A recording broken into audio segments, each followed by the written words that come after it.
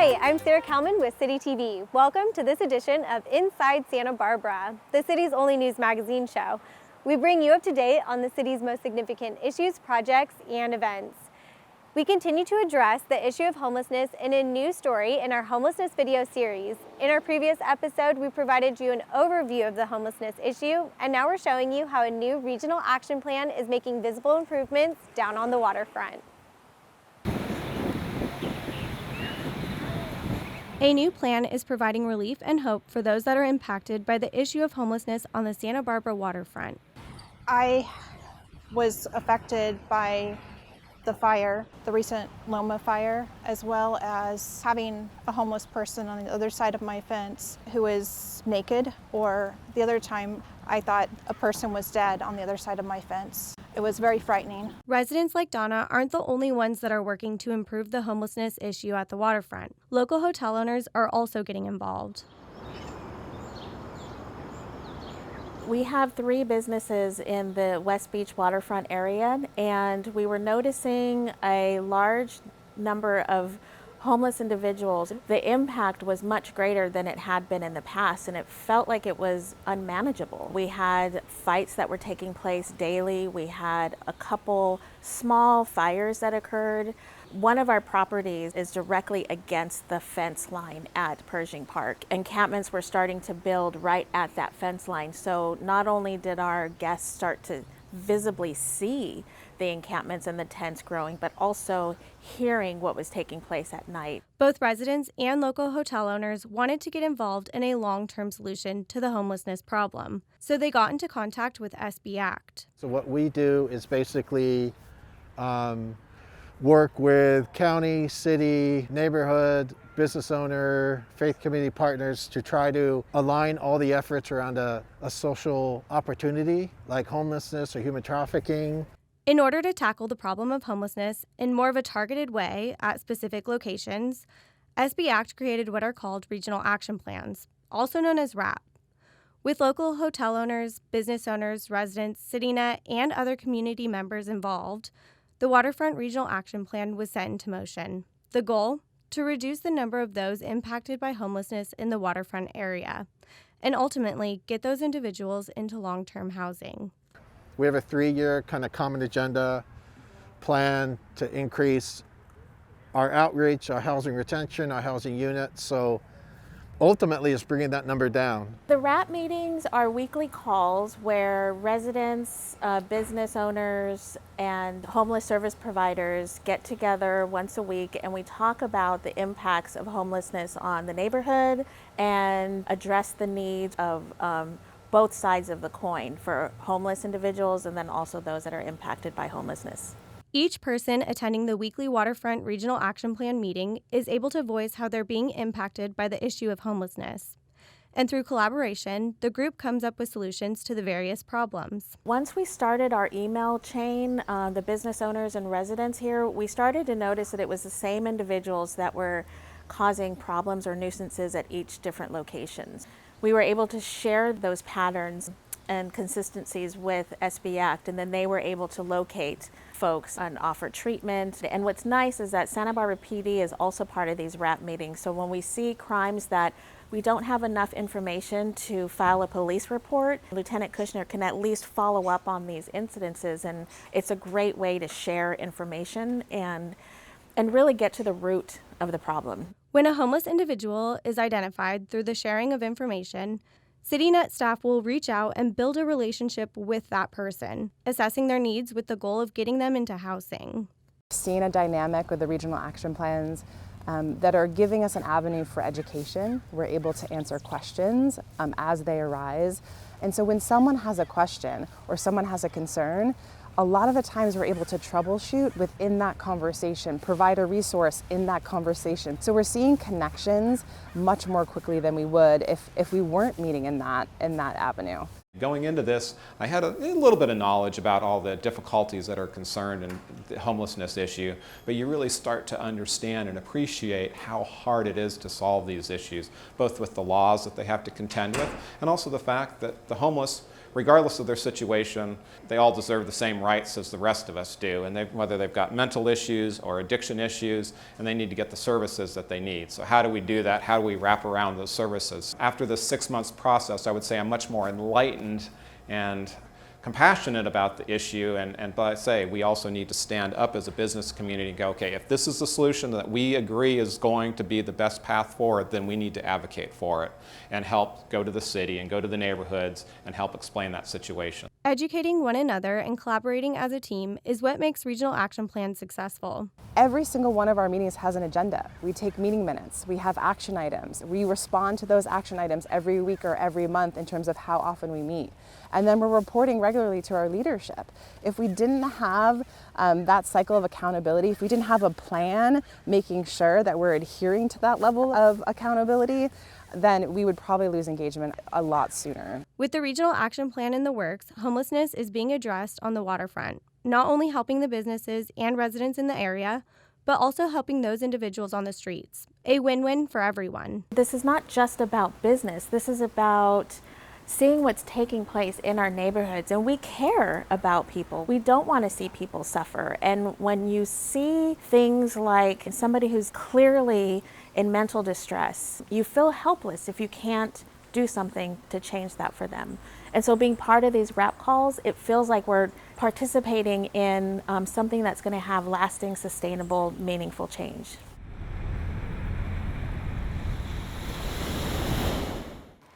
The Waterfront Regional Action Plan is proving to be a success. If you missed our last story in our homelessness video series, watch our previous Inside Santa Barbara episode online at santabarbaraca.gov. We'll be right back. The last time I tried to find housing, some buildings didn't have a wheelchair ramp for me to go see an apartment. So besides the high cost of housing, that made apartment hunting even more difficult. Those people are trying to make my apartment complex wheelchair accessible. I don't know why I have to change the layout of my apartment complex for just 1 or 2 people. They should just go find somewhere else to live. Thousands of people rely on accessible housing. If you don't want to be like this landlord, then contact the Independent Living Resource Center to find out how you can make your apartment complex accessible to everyone.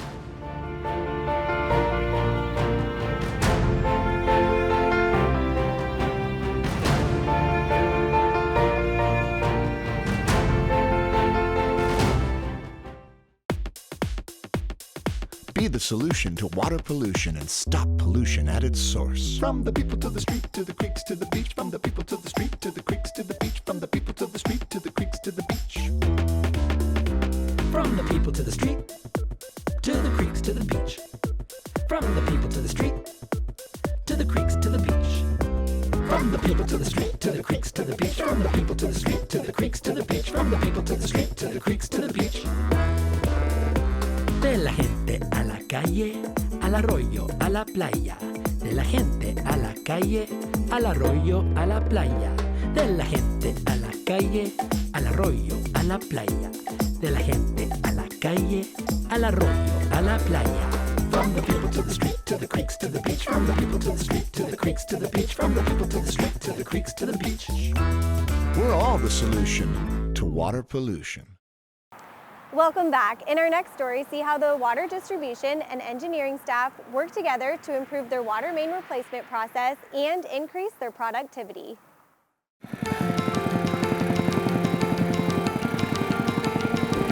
We recently embarked on a redevelopment of our water main replacement process.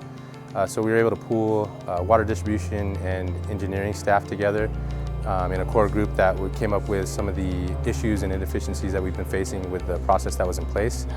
We're looking to enhance the way that we approach main replacement through coordination, collaboration, and using data sets that we knew were readily available or that we could create in order to visually see what replacement work's going on in the right-of-way.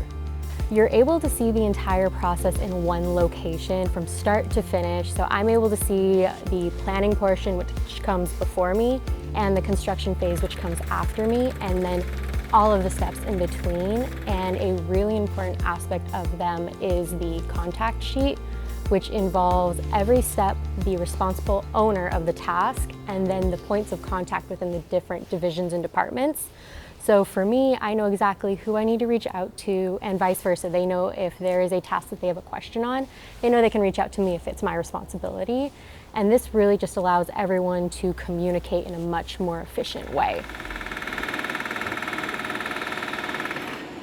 2% is our goal, the 2% replacement of the distribution system. Equates to about 6 miles worth of pipeline replacement throughout the system. Previous goal was 1%, which is 3 miles of replacement. So we have in fact doubled our productivity from a capital standpoint. It's allowed us to kind of capture more of those trouble areas that we're accustomed to. In a fiscal year, we'd have multiple breaks on one street, to where now that we've been able to extend in another %, we're able to capture more of those areas to where those trouble spots are pretty much gone quiet. I'm sure that the neighbors would agree that it's nice not having us out there at 2 a.m. cutting pipe and using the jackhammer. There's a lot less water loss. There's also just decrease in actually overtime. The increase in our main replacement target has also allowed us to address community concerns about the infrastructure in their neighborhood. I think a lot of community members want to be understood and felt like they're heard. And water construction is a very visible type of construction, and a lot of the disruptions that come from it in the form of traffic control or an intermittent water service, I think creates a need for the customers to feel that we're responding in a timely manner.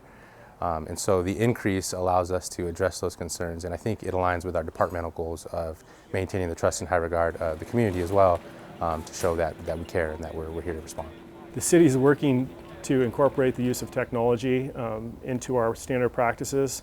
So one of the exciting things we're doing is using high precision GPS as a way to update our maps. And what that's allowing us to do is to pinpoint exactly where our underground utilities are being buried. Using GIS and CMMS, it's a great benefit because we can visualize all the work on one map of the different groups of water, wastewater, and streets.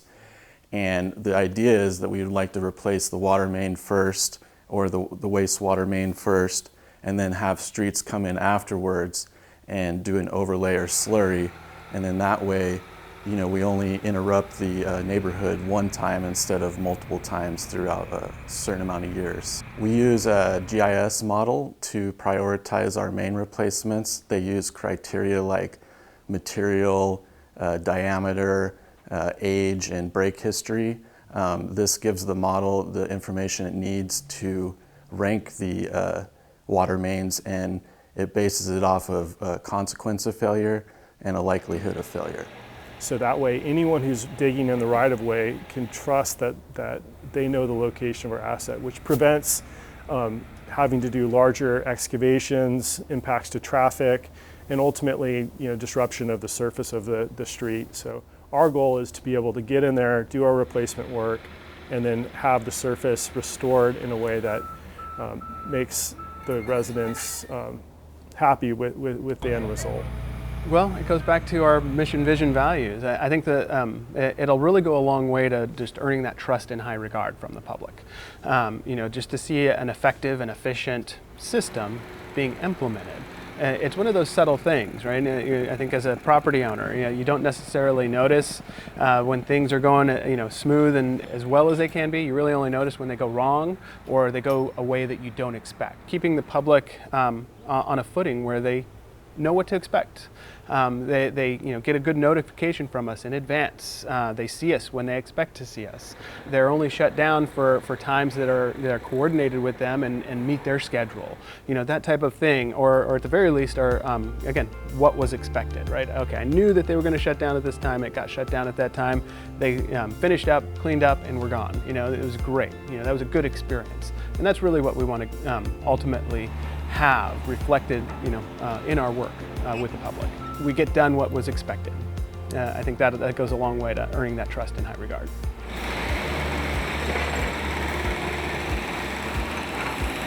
The timing of the increase from 1% to 2% of water main replacement annually couldn't have been better with regards to the passing of Measure C, because you had an increase in capital funding for both water infrastructure as well as streets infrastructure and other infrastructure projects in general, like the police station, for example, as well. It's just a good time for us to be able to invest in our infrastructure and come up with a coordinated effort that really maximizes the use of those funds.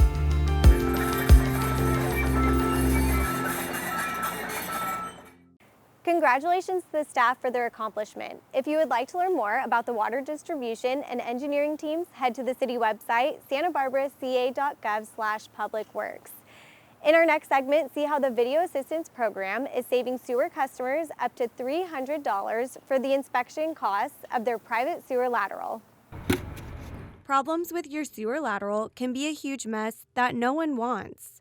So the city recommends property owners inspect their sewer laterals on a regular basis to prevent this unfortunate situation from happening and to keep their system in good working order. In Santa Barbara, property owners, they own and they're responsible for their sewer lateral. So that's the pipe that goes from their home all the way to the city main. So that's out in the middle of the street, and the connection that connects their home to city sewage. So the Sewer Lateral Inspection Program, or SLIP, was established back in 2006, and that was really to reduce the number of spills that we're seeing within the city. A lot of plumbing structures are getting blocked with roots, and that will cause a spill both on the private side, possibly in your front yard, or even on the public side out in the street if it's a large enough blockage. So the Sewer Lateral Inspection Program is very important to make sure that you're inspecting your lateral, see what condition it's in, if it has structural issues, if there are roots. The City of Santa Barbara established the SLIP to walk homeowners through the steps of inspecting, maintaining, and repairing their sewer laterals. And they just introduced a new program that will make the first part of this process a whole lot easier and cheaper for the homeowner. SLIP has a new program that we're really excited about. It is called the Video Assistance Program, and it really helps property owners through the first step of the Sewer Lateral Inspection Program. So we're offering assistance for a video inspection, and that allows you to go through the first step of the program, and then we'll be there to guide you through the rest of the program. Participants in the Video Assistance Program, otherwise known as VAP, will receive up to $300 towards the inspection of their private sewer lateral by a city plumbing contractor. How that compares with other plumbers is very dependent on the plumber. We've heard of prices anywhere from $200 to $500 for a video inspection. So this really allows the property owner to get that video done almost free of charge. Usually it's going to cover the entire cost. So we really want to be able to offer that to our community. The VAP will save participants a good amount of money, which makes it a program homeowners should take advantage of. To qualify, you must be a SLIP-initiated resident and apply to the program. Frequently, when we are out inspecting our sewer mains, we will notice a defect or maybe roots coming in from the private sewer lateral. So in those cases, the city will initiate a SLIP case, and we will send property owners a letter to say, hey, we've noticed there's a potential problem with your sewer lateral, and we need your assistance to get it videoed or inspected to see if there's any further issues that could be causing you problems in your own home. So those are the city initiated when we find the problem first, and we ask for your help in identifying the rest of the problem. The city wants homeowners to be aware of the program in case you receive a letter initiating in the future. So in order to participate in the VAP program, it's really simple. There's an easy form on our website that can be filled out in less than 5 minutes. And the only thing the property owner needs to do to their home prior to applying or having our staff and contractor come out is ensuring that their clean out is accessible, that there's no dirt, there's no overgrown grass, that it's easy for us to take off the cap on their clean out in order to easily put a camera into their sewer lateral. So after a property owner submits their VAP application, our staff will review it to ensure that their SLIP case is a city-initiated SLIP case. Our staff will then come out to their property to ensure that their clean out is accessible and take note of where it is. So when our plumbing contractor comes out to conduct their inspection, they're able to locate it easily. The contractor will then conduct their inspection and upload the video inspection and their inspection form to Forward Lateral. Forward Lateral is a web-based platform for sewer lateral inspections. By using forward lateral, the property owner will be involved in the entire process. So they'll know once their video has been submitted to the city by the plumbing contractor, and they'll also know once the city has reviewed their video. They'll be able to see the comments of their inspection made both by the plumbing contractor and by the city. When a plumber conducts a video inspection, they will go ahead and upload that video inspection into forward lateral. It then sends me an email letting me know that there is a video submittal for that property. And so we click into it. The first thing that comes up is the address where it's located, the plumber that did the inspection and what company they work for, as well as on the left-hand side, the property owner and the property owner's contact information. And any extra notes that the plumber has found, they'll go ahead and input that in their inspector summary. So the plumber actually inputted a good amount of notes here on this one. He actually added a recommendation for what he thinks should happen with it. But ultimately, it's up to the SLIP program to kind of give the guidance on what we think should happen with the lateral. So then the next step would be moving on to the inspection video. So this is kind of a look into what we see when someone submits to us a lateral inspection video. So now we're inside the actual lateral. It looked like it went from a 2 to 3 inch diameter size up to a 4 now. And it's still cast iron here. We're seeing some corrosion damage. So it looks like it's not too bad, but it's definitely having some corrosion damage here. You're not seeing heavy tuberculation, but you're definitely seeing some form of scaling happening. So right here, this is kind of the issue that we're seeing with cast iron that is heavily corroded, is that it starts to become a little more brittle, and with that, roots find their way to enter through cracks or fractures. But when you start having root problems in a lateral, you're more prone to have blockages and other issues happen as well. So right now you're seeing about, it's like 25 to 50% root growth right here. So there's still flow able to pass because it's not completely blocked, but the longer you leave this issue inside the lateral, the worse it's going to get. Okay, so now we're at what's called the Y connection. So this is the portion of the lateral that connects the private lateral to the city sewer main. The issue we're finding here is that on the top right here, there's an offset, and with an offset joint, what that is that the two joints on the pipe are supposed to connect flush with each other, and what you're seeing is that one is a little lower than the other, and what that can cause is, one, you can introduce the opportunity for root growth to come in. Also, two, with offsets, as they get worse over time, potentially that section of the lateral can collapse. So generally when we see this, we are asking for a replacement of that Y connection. And so that is an example of some of the defects we do find in inspection videos. So in turn, once we are done reviewing, we then head over to the municipality review section. We have a couple choices to select from. So there's a lateral passes inspection choice. So we would select that if we were submitted a video and we didn't find any defects at all. And in that case, we would go ahead and mail out a certificate of compliance, and your SLIP case would be closed. The next one to select from is lateral needs additional work. When we select this, basically we're noting in the public notes section all the issues that we found in the inspection video. And once we do that, we put together what's called a SLIP 4 letter, which is a repair letter.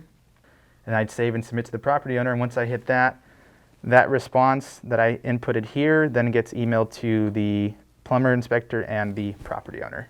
So it's a direct response. They can set up an appointment with SLIP staff, whether it's in person or via video conference, to review the video with them, understand the issues with their lateral and or their connection, and talk about repair options. There's a variety of repair and replacement options available, so city staff will work with them to identify what is the best option for their specific case and their property. Property owners who are required to make repairs or replace their lateral or connection will have 180 days to address those issues. The Video Assistance Program is an awesome resource any SLIP-initiated homeowner can use, and the SLIP team is always available to answer your questions. To sign up for the Video Assistance Program, head to the city's website, santabarbaraca.gov/SLIP. And now another update on Phase 2 in the Arroyo Borough Open Space Restoration Project. See the progress the city has made as construction ramps up.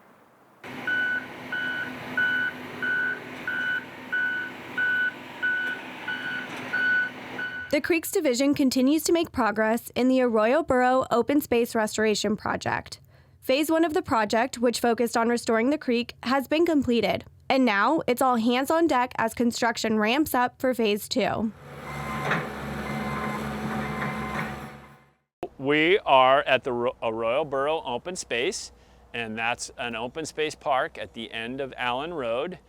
We are in the middle of construction for a restoration and access improvement project. I would say the community has been supportive and nothing but positive. We did a lot of community outreach as part of the planning for this project, so I think all the nearby neighbors are aware of what's happening. Phase 2 of the project is primarily focused on restoring the upland portion of the Arroyo Borough open space. The main improvements here that we're looking at are the installation of the footbridge and then restoration of about 100 to 200 feet of creek bank. So we'll be planting a lot of native trees and bushes back here along the bank. For us, the habitat restoration is really important. It provides habitat for wildlife. It provides restoration of basically native vegetation that is so important and lacking in a lot of areas. I look around me and there's just a lot of non-native vegetation when you look around. Our riparian trees, which really the only place they grow is along our creeks, so our sycamores, our cottonwoods, our white alders, these riparian zones along our creek are the only place that they live, so being able to bring those species back is really important. Having the native trees and plants in the area, as Erin describes, is important for many different reasons. Insects are kind of the bottom of the food chain, right? And so the insects that are native to California and the birds are used to eating and are very highly productive for this type of environment, they prefer native plants. And so when you put those native plants in, you're kind of starting from the foundation and building up the web of life, for lack of a better word. You can definitely see a difference in the habitat. You can see we've got more pollinators using the site, we've got more butterflies using the site, but we do have some areas of non-native vegetation also. And it's not like all non-native vegetation is bad. It's just that in a lot of areas in California, the non-native vegetation has taken over everything and the native vegetation is very small. Another focus of Phase 2 in the Arroyo Borough Open Space Restoration Project is improving the natural drainage in the area. There's a small tributary drainage on site. We call it the Campanile drainage. And we're looking to do some improvements there. It was pushed around by some previous land. There was like a bicycle racetrack and stuff built there. And we're just naturalizing it and planting it with plants, and then we're putting a little boardwalk across it as part of the path. Improving the hydrology in the area will give the newly planted native trees and plants the opportunity to grow and flourish. And the Creeks Division wants to give everyone a chance to come and enjoy the area by formalizing trail routes. When the city took ownership of this site, there were some existing informal trail routes out here. We're looking to improve those and sort of formalize them into more permanent trail routes out here. As part of that, we're also putting a pedestrian bridge across the creek, and that's going to connect to the Las Positas multi-use bike path along the shoulder of Las Positas. The bridge itself is a narrow pedestrian bridge. It's about 7 feet wide of travel width. It's 83 feet long, so it's a very long span across the creek. We're also putting in a viewing platform on the south side of the bridge, so a little bump out along the bridge pathway that will let people pause and look at the creek and just enjoy seeing the flowing water below them. The bridge and formal trail routes will be completed in the near future. Visitors and residents are encouraged to come, visit, and enjoy. It's kind of nice in the more urbanized Santa Barbara gets to have this pocket of open space amongst that urbanization, and I think over time it'll become more important to people, it'll be more used, and it's definitely important to wildlife and good for water quality.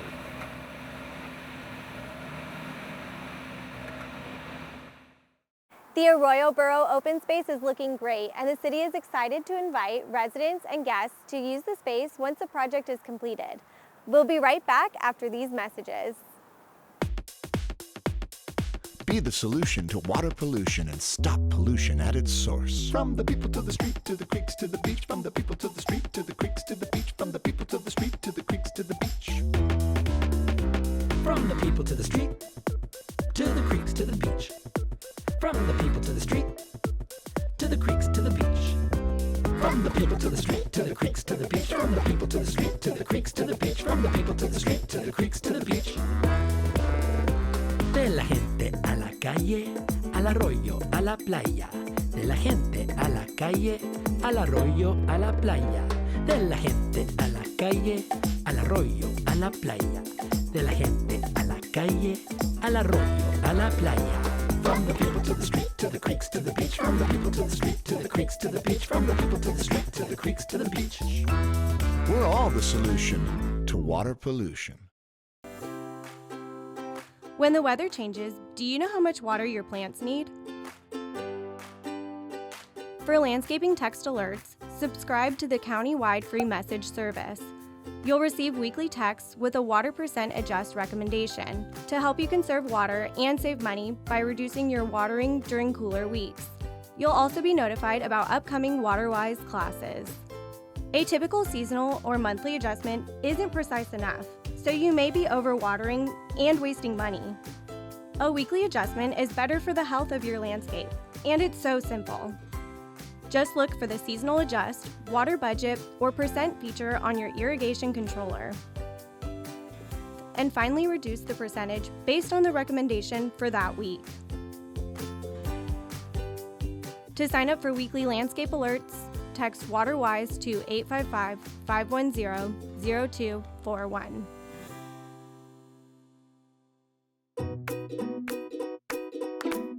The City of Santa Barbara asks you to get your COVID-19 vaccination. It is safe and it works. What we do as individuals will impact everyone's health, including those that can't get vaccinated. Protect yourself, your family, and your community. It's never too late to find your reason and take your shot. Visit publichealthsbc.org or call 211 to get the facts.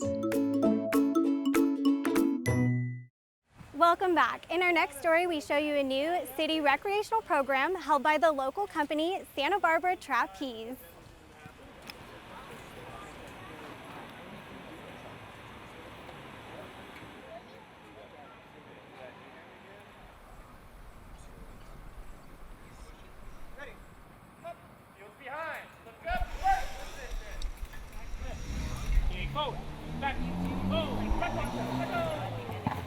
Santa Barbara's Parks and Recreation Department has brought new life to Plaza Veracruz with an exciting new program for anyone willing to set aside their fear of heights and daring enough to put their trust on the line.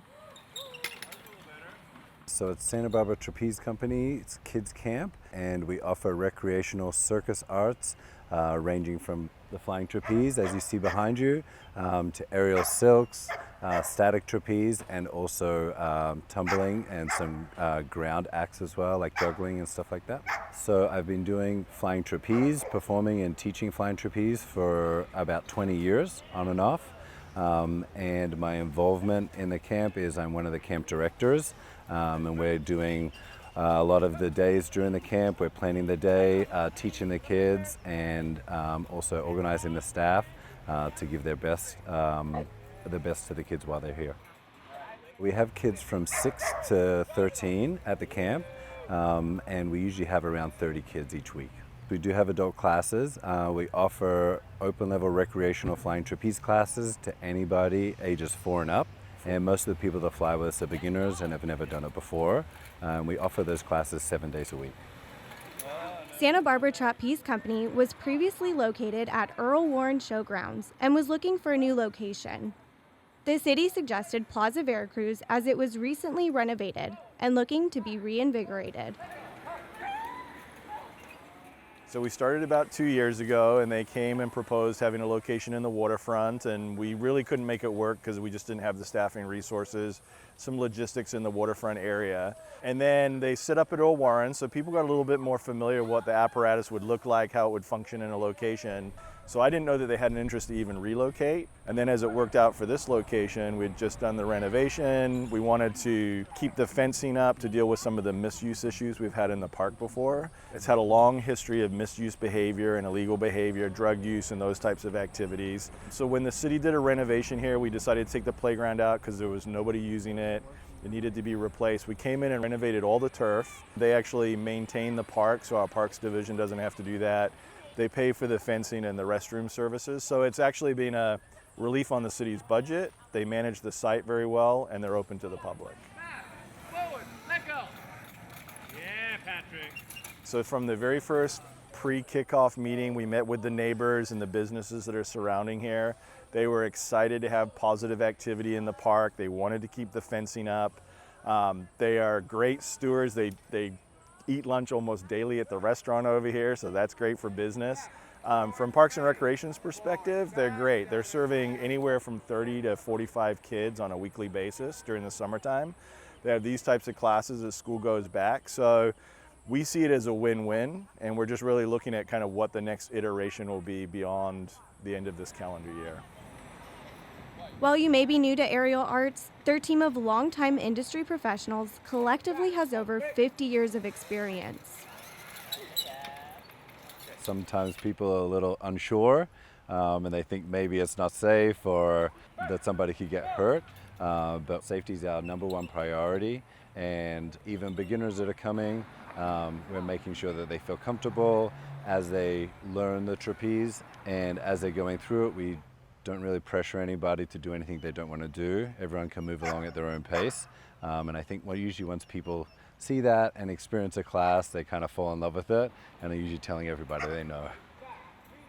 So the department has a wide variety of programs, from your traditional day camps to all the way up to extreme camps. So every year we're looking to add more and more different variety for parents to put their kids into for the summer and the school year. And so over the years, we've brought in surfing camps, stand-up paddle camps, kiteboarding camps. And this was a new opportunity for us to partner with Santa Barbara Trapeze Company to add this activity here. And since it's been here, it's been extremely popular and very successful. Anybody who's thinking about participating, a lot of people when they first see flying trapeze think it's really exciting, and then when they think about doing it, they're a little unsure. But we've been doing this for a very long time, and we really love teaching beginners and sharing their craft with new people. And we'll keep you safe the entire time and teach you a new skill or something new to learn. And by the end of it, you'll walk away with a feeling of mastery and accomplishment and a newfound confidence in yourself.